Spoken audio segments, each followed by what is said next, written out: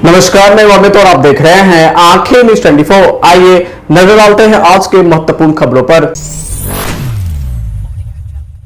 नमस्कार, मैं अमित और आप देख रहे हैं आंखें न्यूज 24। बिहार के मुख्यमंत्री नीतीश कुमार के दिल्ली दौरे को लेकर नेता प्रतिपक्ष तेजस्वी यादव ने तंज कसते हुए कहा कि सीएम राज्य की समस्या को लेकर पीएम नरेंद्र मोदी से मुलाकात करने तो दिल्ली नहीं गए होंगे, क्योंकि बिहार के लोगों की समस्या से उनका कोई लेना देना नहीं है। तेजस्वी यादव ने कहा कि जाने दीजिए, फिर कोई नया डील करने गए होंगे, वहां फिर कोई नया डील होगा, लेकिन उससे बिहार के लोगों को क्या लाभ होगा। ये तो तय है कि वे बिहार के तमाम मुद्दों जैसे पलायन, बाढ़, बेरोजगारी जैसे मामलों पर चर्चा करने दिल्ली नहीं गए। तेजस्वी ने कहा कि पहले ये थाली खींचते थे और अब पैर छूते हैं। वहीं नई दिल्ली रेलवे जंक्शन पर हुए भगदड़ मामले में दुर्घटना को लेकर तेजस्वी ने केंद्र सरकार की तीखी आलोचना की है। उन्होंने सवाल किया कि लगातार हो रही श्रद्धालुओं की मौत के लिए आखिर जिम्मेदार कौन है? कोई तो जिम्मेदार होगा। इस मामले में कार्रवाई होनी चाहिए। उन्होंने इसे पूरी तरह से सरकार की विफलता करार दिया है। उन्होंने कहा कि कार्रवाई नहीं होगी तो फिर उनका मन बढ़ता रहेगा। उन्होंने मृतकों के प्रति संवेदना प्रकट की है।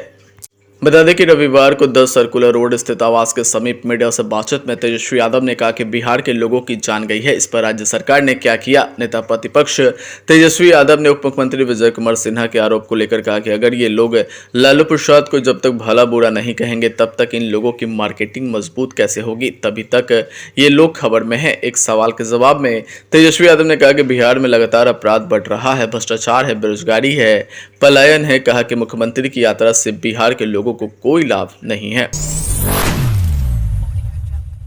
नमस्कार, मैं अमित और आप देख रहे हैं आंखें न्यूज 24। 2025 और 26 के बजट पर चर्चा आज पटना के बिहार इंडस्ट्रीज एसोसिएशन में किया गया। इस मौके पर केंद्रीय मंत्री भूपेंद्र यादव के साथ बिहार के दोनों डिप्टी सीएम उपस्थित रहे। आपको बता दें, इस मौके पर डिप्टी सीएम सम्राट चौधरी ने कहा कि आज जो भी देश में बजट आ रहा है उसमें सबसे ज़्यादा बिहार पर फोकस है।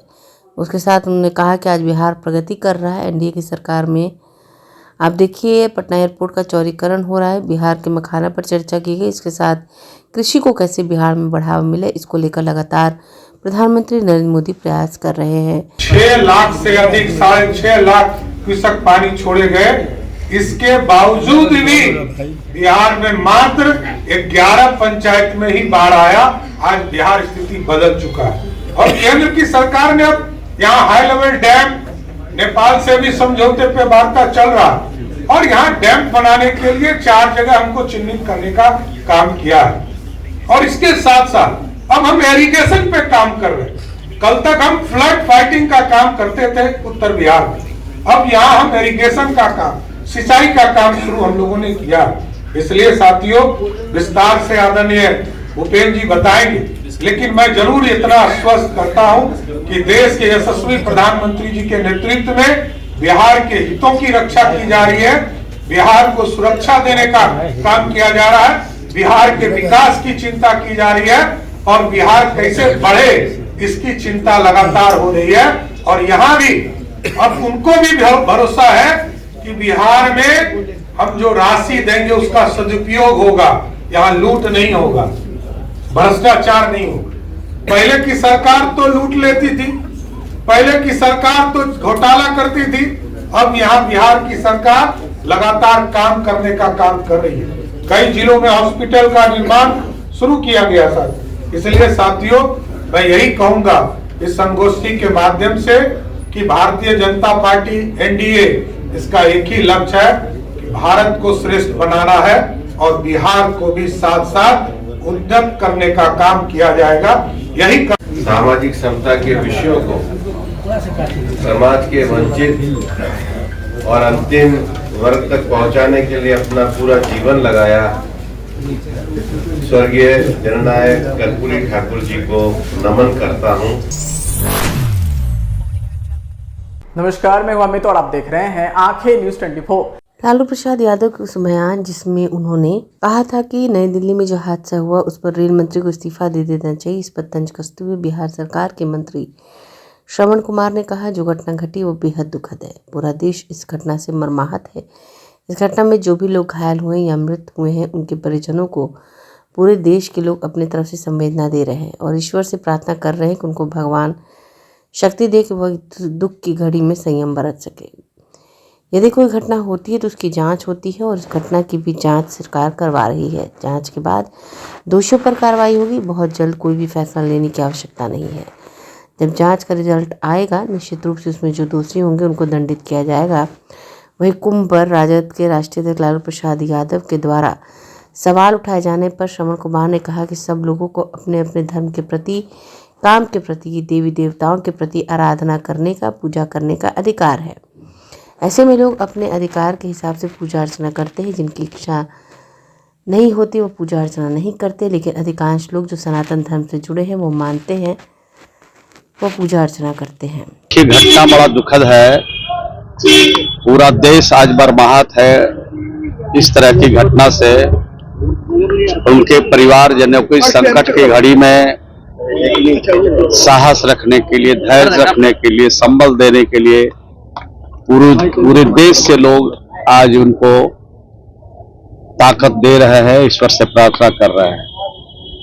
घटना कोई होती है तो उसकी जांच होती है और उसकी जांच सरकार कर रही है और जांच के उपरांत कार्रवाई होगी। बहुत जल्दी कुछ फैसला लेने की आवश्यकता नहीं है। जब जांच का फलाफल आएगा तो निश्चित रूप से उसमें जो दोषी होंगे उनको दंडित किया जाएगा। सर, कुंभ को लेकर उन्होंने कहा है कि सब फालतू चीज है। कुंभ को लेकर भी सवाल उठाया है लालू यादव ने। देखिए, सब लोग को अपने अपने धर्म के प्रति, अपना काम के प्रति, अपने देवी देवताओं के प्रति आराधना करने का, पूजा करने का अपना अधिकार है। तो अपने अधिकार के हिसाब से लोग करते हैं। जिनको अच्छा लगता है करते हैं और जिनको अच्छा नहीं लगता है वो नहीं भी करते होंगे। लेकिन अधिकांश लोग जो सनातन धर्म से जुड़े हैं वो मानते ही हैं, करते ही हैं। भले ही इस तरह की घटना जब होती है तो इधर उधर की बात कह के अपने आप को ये साबित करने की कोशिश करते हैं कि इस तरह का मैंने सुना नहीं है उनका कोई वक्तव्य। उन्होंने कहा है कि अगर री एग्जाम करवा दिया जाए तो ठीक रहेगा। अब उनके बारे में हम कुछ नहीं जानते। सड़क पर आज ही अभ्यर्थी उतरे हुए सर री एग्जाम को लेकर। वो तो चलता रहता है, चीजें चलती रहती है। सरकार के संज्ञान में सारी बातें आती रहती है। ये कमीशन से जुड़ा हुआ मामला है। कमीशन ही इस तरह के फैसले ले सकते हैं। हम लोग उसमें कुछ अपनी तरफ से नहीं कर सकते। मुख्यमंत्री नीतीश कुमार कल दिल्ली गए थे, इसको लेकर तेजस्वी यादव सवाल खड़े कर रहे हैं और कह रहे हैं क्या डील करने गए थे। सवाल तो खड़े करेंगे तब तक सवाल खड़े करते रहेंगे जब तक उनको कुर्सी नहीं मिल जाती है। कुर्सी के लिए बेचैनी है और कुर्सी 2025 में उनको मिलने वाली नहीं है। जनता तय करती है कि कौन इस कुर्सी का मालिक होगा, कौन इस कुर्सी का हकदार होगा। बिहार की सरकार और बिहार के लोग, मेरे मुख्यमंत्री जी ने जो बिहार में काम किया है उसका जोड़ा देश का कोई राज नहीं लगा सकता है। एक एक काम जोड़ाएंगे, बहुत समय लगेगा। मैं इतना ही कहना चाहता हूँ कि उनके माता पिता के राज में 15 साल में घोटाले का प्रदेश बन गया, जंगल राज का प्रदेश बन गया, अपहरण उद्योग का प्रदेश बन गया। अब उस हालात में अब बिहार के लोग लाना नहीं चाहते हैं। 2005 से पहले का बिहार नहीं देखना चाहते हैं, 2005 के बाद का बिहार देखना चाहते हैं। तो नीतीश कुमार जी भी बिहार के मुख्यमंत्री बनेंगे और 225 सीट से ज्यादा जीत।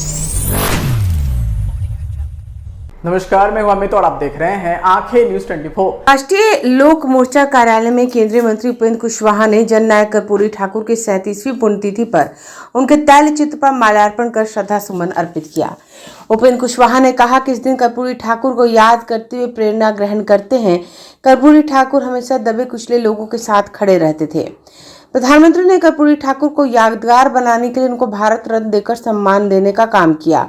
इसके लिए प्रधानमंत्री और मुख्यमंत्री के प्रति आभार है।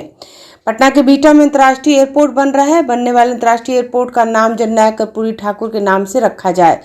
राज्यसभा में मैंने यह प्रस्ताव केंद्र सरकार के सामने रखा है। सिर्फ मैं प्रस्ताव नहीं रखा है, इस कार्य को पूरा किया जाए, इसके लिए मैं काम भी करूंगा। बिहार के सभी दलों के नेताओं से मेरी अपील है कि कर्पूरी ठाकुर के लिए मेरे इस मुहिम में साथ दें। कोई दल की मुहिम नहीं है, यह बिहार के लिए मांग की जा रही है। आरक्षण हो या जातीय गणना, सभी दलों ने समर्थन किया है। उसी तरह सभी दल के लोग इस मूवी में एक साथ मिलकर आवाज उठाए। लालू प्रसाद यादव को कर्पूरी ठाकुर के नाम आशीर्वाद दिया था। लालू प्रसाद ने सारस्वत को जनता के साथ अन्याय के लिए उपयोग किया। कुंभ को लेकर लालू प्रसाद यादव के बयान पर उन्होंने कहा कि लालू यादव हर बात को लेकर राजनीति करना चाहते हैं। करोड़ों लोगों की आस्था का केंद्र है कुंभ। लालू प्रसाद यादव का बयान करोड़ों लोगों के भावना को ठेस पहुंचाने का काम किया है। लालू यादव ने जो बयान दिया उस पर मुकदमा भी हो सकता है। हमारा संविधान कहता है किसी के धर्म और भावना पर बयान नहीं देना चाहिए। दिल्ली रेल हादसे में कहा कि मैं उससे काफी दुखी हूँ। दिल्ली में जो घटना हुई, इस घटना में बयान देना आसान होता है, मगर घटना की जांच होने के बाद घटना के क्रम का पता चलता है। लेकर जिस तरह का बयान लालू जी का आया है, एक तो हर बात को लेकर राजनीति करना चाहते हैं लालू। हर विषय राजनीति करने के लिए नहीं होता है। कुंभ तो करोड़ों लोगों की आस्था का केंद्र है। आपकी असहमति हो, ठीक है, उससे भी कोई एतराज नहीं है। किसी की सहमति हो, किसी की सहमति नहीं हो, यह एक अलग विषय है। लेकिन लालू जी इतने अनुभवी नेता और उनकी ओर से इस तरह का स्टेटमेंट, करोड़ों लोगों की आस्था को चोट पहुंचाने वाला स्टेटमेंट उनका है। यह स्टेटमेंट उनको कतई नहीं देना चाहिए। और हम तो सीधे कहेंगे कि इस तरह के स्टेटमेंट के लिए किसी व्यक्ति पर मुकदमा तक हो सकता है, क्योंकि हमारा संविधान कहता है कि किसी की आस्था को आप चोट पहुंचाने वाली बात नहीं कर सकते, और लालू जी ने वही किया है। तो उनको इस तरह का स्टेटमेंट नहीं देना चाहिए। काजल की कोठरी में रहकर भी अपने आप को बेदाग बनाए रखा उन्होंने आजीवन। उनका रहन सहन सादगी से भरा हुआ, विचार बहुत ऊंचे। तो इस तरह से उन्होंने पूरी मानवता के लिए, बिहार के लिए, देश के लिए बहुत कुछ किया। उनकी बड़ी सेवा है, बड़ी देन है। और इसी को ध्यान में रखते हुए हमारे प्रधानमंत्री जी ने देश के स्तर पे, दुनिया के स्तर पे उनकी याददाश्त को ताजा बनाए रखने के लिए, अभी आगे आने वाली जो पीढ़ी है उनसे प्रेरणा ग्रहण करते रहे, इस मकसद से भारत रत्न की उपाधि प्रधानमंत्री जी ने दी।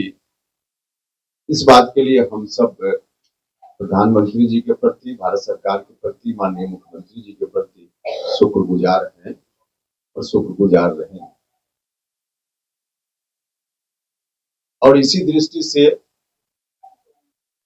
देश या बाहर से भी लोग जो आते जाते रहते हैं बिहार, पटना, उनको कर्पूरी जी की याद हमेशा आती रहे। नए लोग भी विदेश से आवे तो उनको भी लगे कि कर्पूरी ठाकुर नाम का कोई व्यक्ति यहाँ इतनी महानता के स्तर पे अपने जीवन को पहुंचाया था। उसी कर्पूरी ठाकुर जी की यह धरती है बिहार, इस बात का एहसास उनको होता रहे। इस मकसद से हमने अभी सदन में मौका मिला, भारत सरकार के समक्ष एक सुझाव रखा। पटना के बिहटा में नया एयरपोर्ट बन रहा है, जो एयरपोर्ट अंतरराष्ट्रीय एयरपोर्ट होगा, जहां देश और देश से बाहर के लोग भी आएंगे जाएंगे। उस अंतरराष्ट्रीय एयरपोर्ट का नाम जननायक कर्पूरी ठाकुर जी के नाम के साथ जोड़कर रखा जाए, यह हमने सदन में, राज्यसभा में भी भारत सरकार के समक्ष सुझाव रखा है। और हमने कहा है भारत की सरकार से कि बिहटा में बनने वाले एयरपोर्ट का नाम जननायक कर्पूरी ठाकुर अंतरराष्ट्रीय हवाई अड्डा रखा जाए। यह भारत सरकार के समक्ष हमने अपनी राय रखी। अब सिर्फ राय देने की हमने औपचारिकता नहीं की है, हम पूरी ईमानदारी के साथ और हमारी पूरी पार्टी भारत की सरकार से निर्णय तक यह मामला पहुंचे, मतलब कि बिहटा एयरपोर्ट का नाम कर्पूरी ठाकुर जी के साथ जोड़कर हो जाए, इसके लिए हर तरह से हम लोग प्रयास भी करेंगे। सिर्फ कहकर हमने मैसेज देने भर के लिए हमने नहीं कहा है, बल्कि ईमानदारी से इस बात की कोशिश भी करेंगे कि कैसे हो जाए। और अलग अलग जो पार्टी, पॉलिटिकल पार्टी से पहले मैं क्षमा चाहता हूं, कुछ लोगों को आज दिक्कत हुई। आज संवाददाता सम्मेलन की सूचना में थोड़ी गड़बड़ी हो गई, इस वजह से। आप सब लोगों को मालूम है कि जननायक कर्पूरी ठाकुर जी की पुण्यतिथि का आज दिन है। हम सब लोग आज जननायक कर्पूरी ठाकुर जी को हर साल याद करते हैं आज के दिन, और उनको याद करते हुए प्रेरणा ग्रहण करते हैं। जननायक कर्पूरी ठाकुर जी समाज की अंतिम पंक्ति में खड़े व्यक्ति को समाज की मुख्य धारा से जोड़ने के लिए आजीवन काम करते रहे। गरीबों, दबे कुचले लोगों के प्रति उनका पूरा। नमस्कार, मैं हूं अमित और आप देख रहे हैं आंखें न्यूज 24। दिल्ली एनसीआर में फरवरी का महीना बड़े बदलाव लेकर आया है। बता दें कि 4 फरवरी तक जहां बारिश का सिलसिला जारी था, तो वहीं 8 फरवरी से तापमान में चढ़ने का सिलसिला शुरू हुआ। बता दें कि सिलसिला देखते देखते 30 डिग्री सेल्सियस तक पहुंच गया, जहां फरवरी के महीने में ही अप्रैल जैसी गर्मी का एहसास लोगों को होने लगा। आज भी अधिकतम तापमान 28 से 30 डिग्री सेल्सियस के बीच ही रहा। खास बात यह है कि दिन तो बेहद गर्म होने लगे और जो हवाएं चल रही थी 20 से 30 किलोमीटर प्रति घंटे की रफ्तार से चल रही थी। वहीं हवाओं का सिलसिला भी अब थम गया है। अब वही हवाएं 10 से 15 किलोमीटर प्रति घंटे की रफ्तार से चल रही हैं। ऐसा मौसम पूरे दिल्ली एनसीआर में बना हुआ है, यानी नोएडा, गाजियाबाद और गुरुग्राम तक ऐसा ही हाल देखने को मिल रहा है। लेकिन बात करें तो 18 फरवरी तक लगातार तापमान चढ़ेगा। वहीं तापमान 30 डिग्री सेल्सियस तक जाने का भी पूर्वानुमान जताया गया है। अब रात का तापमान भी बढ़ता हुआ नजर आ रहा है।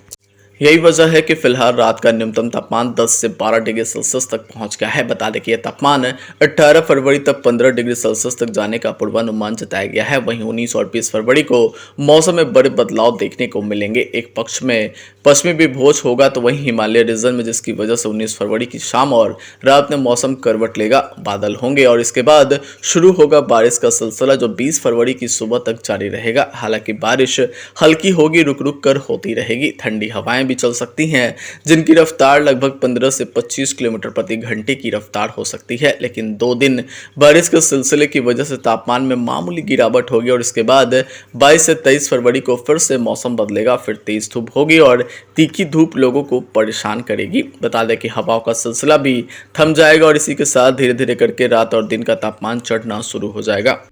अगर आप भी अपने दुकान, प्रतिष्ठान, school, college, coaching centre, restaurant, cafe का विज्ञापन देना चाहते हैं, वो भी किफ़ायती दर पर, तो आंखें न्यूज़ 24 लेकर आया है आपके लिए एक सुनहरा मौका। आंखें न्यूज़ 24 न्यूज़ पोर्टल की दुनिया में बिहार का सबसे उभरता हुआ चैनल, जहां बिहार, झारखंड से जुड़े तमाम बड़ी खबरें देखने को मिलती है। तो देर किस बात की, आज भी जुड़े आंखें न्यूज़ 24 के साथ। संपर्क करें हमारे व्हाट्सएप नंबर 8935876430 पर।